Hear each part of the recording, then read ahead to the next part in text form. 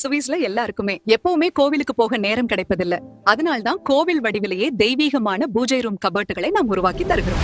தவணை அடிப்படையில் கட்டணத்தை செலுத்தும் வாய்ப்பு மட்டுமல்ல, இலவச டெலிவரியும் செய்கிறோம். மாடர்ன் மேபிள் GmbH உங்கள் கனவு இல்லத்தை அழகாக்குங்கள். நீங்கள் இணைந்திருப்பது சுவிஸ் தமிழ் டிவியின் சிறப்பு செய்திகளோடு.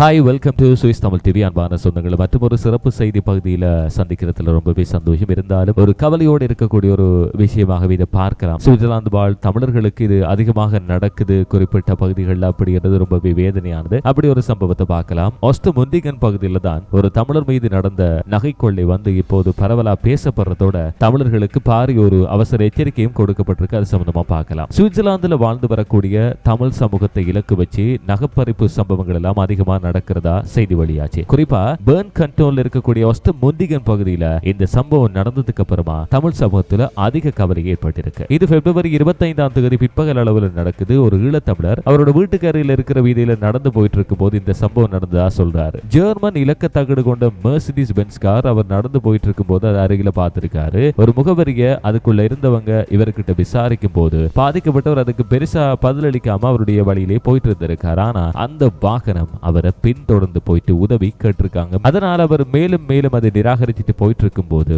அந்த வாகனத்துக்குள்ள 2 ஆண்களும் 2 பெண்களும் இருந்ததாகவும் பார்த்திருக்காரு. திடீரென்னு அந்த கார்ல இருந்து ஒரு பெண் இறங்குறாங்க. இறங்குனவங்க முகவரியை கேட்காம அவரோட கழுத்துல இருந்த தங்கச் சங்கிலியை பறிக்க முயல்றாங்க. அந்த சந்தர்ப்பத்துல அந்த பெண் தப்பிக்க முயன்றாலும் அவங்களை கீழே தள்ளிட்டு அந்த பெண் வந்து சங்கிலியை அறுத்துட்டு வாகனத்துல ஏறி போயிட்டதா சொல்லப்படுது. இந்த தாக்குதலால அவங்க அந்த சந்தர்ப்பத்துல அதிர்ச்சி அடைஞ்சிட்டாங்க. அதுக்கப்புறமா கீழே தள்ளப்பட்டவங்க அதிர்ச்சி அடைஞ்சதால உடனடியா அவங்களால அந்த வாகனம் சம்பந்தமான நிறைய விஷயங்களையும் சொல்ல முடியல, புகைப்படத்தையும் எடுக்க முடியல அப்படின்னு சொல்றாங்க. அதுக்கப்புறமா அவங்கள சுதாரிச்சுக்கிட்டு படம் எடுக்க போகும்போது கார் அருகில இருக்கிற குறுக்கு வீதியில மறைஞ்சிட்டதாகவும் சொல்றாங்க. ஆனா பாதிக்கப்பட்டவங்க மூலமா ஒரே ஒரு விஷயம் தெளிவாகுது. ஜெர்மன் பதிவு எண் கொண்ட மெர்சிடிஸ் கார் தான் வந்தது, என்ன தாக்கியது, என்னுடைய தங்கச் சங்கிலியையும் பறித்தது அப்படின்னு சொல்லப்படுது. இந்த சம்பவம் குறித்து உடனடியா போலீஸ் நிலையத்துல முறைப்பாடு கொடுக்கறாங்க. 15 நிமிஷத்திலேயே போலீசார் அவங்களுடைய இல்லத்துக்கு வந்து வாக்குமூலமும் பதிவு செஞ்சிருக்காங்க. சம்பவம் தொடர்பான விவரங்கள் அந்த சந்தர்ப்பத்தில் சேகரிக்கப்படுது. சந்தேக வாகனங்களை அடையாளம் காண்றதுக்கு சில புகைப்படங்களையும் அவங்க காட்டுனதா சொல்றாங்க. அந்த சந்தர்ப்பத்தில் போலீசார் உங்களுக்கு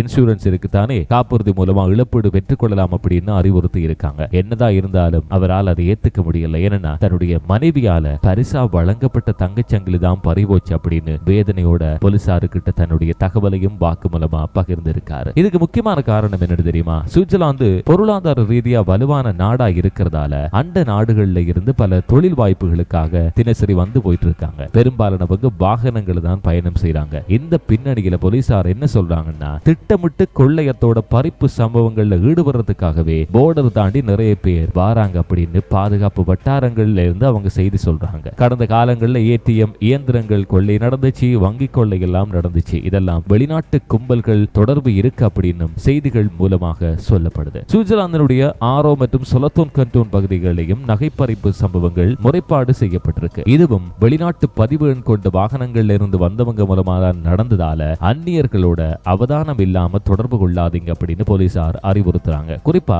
அதிக தங்க ஆபரணங்களை அணிஞ்சு தனியா நடந்து போயிட்டு இருக்கும் போது அல்லது தனியாக வாகனத்துல போயிட்டு இருக்கும் போது கூடுதல் எச்சரிக்கையோட இருந்து கொள்ளுங்க, அதுதான் அவசியம் என்னும் போலீஸ் தரப்புல இருந்து சொல்லப்படுது. இலங்கை, இந்தியா போன்ற நாடுகள்ல கலாச்சார ரீதியா தங்க நகைகள் எல்லாம் அணிகிறது பழக்கமானது தான். இருந்தாலும் சுவிட்சர்லாந்து போன்ற பொது இடங்கள்ல வெளிப்படையா அணிகிறதுன்றது சில நேரங்கள்ல ஆபத்தான விளைவை ஏற்படுத்தலாம். இதனால குறிப்பா தமிழ் சமூகத்தினருக்கு சொல்லப்படுற விஷயம் என்னன்னா, பாதுகாப்பை முன்னிலைப்படுத்தி செயற்பட்டுக்கோங்க அப்படின்றதான் இந்த அனுபவ பகிர்வு மூலமாகவும் இந்த சம்பவத்தின் மூலமாகவும் நாங்க சொல்ற விஷயமா இருக்கு. எச்சரிக்கையோட இருக்கிறது, சந்தேகத்துக்கிடமான சம்பவங்களை உடனடியா போலீசார்கிட்ட தெரிவிக்கிறதும், இத்தகைய குற்றங்களை உடனடியா தடுக்கலைன்னாலும் எப்படியாவது அது முறியடிக்கப்பட்டு உங்களுக்கான பாதுகாப்பு கொடுக்கிறது முக்கியமானதா இருக்கு. மீண்டும் ஒரு எபிசோட் மூலமா சந்திக்கலாம். பாய்.